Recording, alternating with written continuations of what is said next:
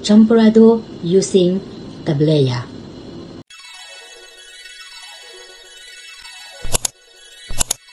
Welcome to my YouTube channel. Tara G, samahan niyo ako sa aking mga chamba recipe at ang buhay London. So today video, gagawa tayo ng champurrado.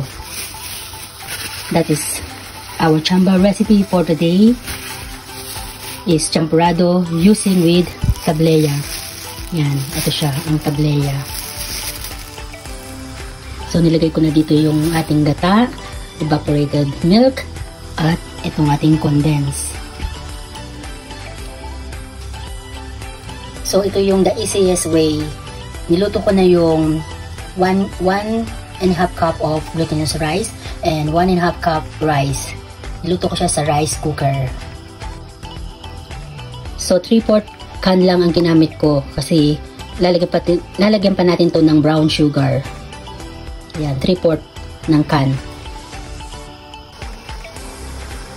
Nagtabi ako ng milk mixture para pagkakainin ng champurrado, ito yung ilalagay natin. Ayan. Then ngayon, ilalagay ko na ang tableya. So itong tableya na to, binigay to ng aking kaibigan. Ayan, dalawa.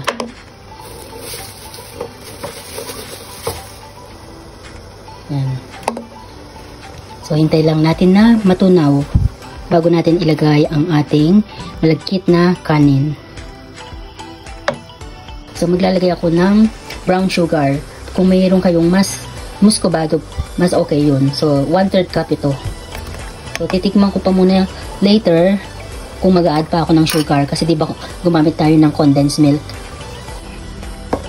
I think kulang yung tableya natin. So, mag-a-add ako ng cocoa powder, mga half cup ng cocoa powder. So ito yung ating half cup cocoa powder. In-strainer ko siya para hindi magbuo-buo. So hindi pa rin siya ganun ka-dark. So later on, titignan ko kung mag-a-add pa ako ng cocoa powder. So at this point, itatransfer na natin yung kanin dito sa ating milk mixture. Ayan. So, ito, na-transfer na natin itong ating malagkit na kanin. So, we'll see hanggang maghiwa-hiwalay lang ang ating mga butil-butil na kanin. I think hindi na ako magdadagdag ng sugar. Para sa akin, matamis na to.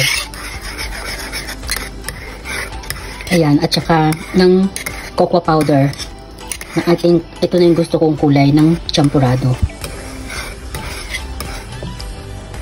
It's done. So, ganyan ang gusto kong kulay ng ating champurrado. Ayan. Ito yung champurrado na ginawa natin. Mix lang natin.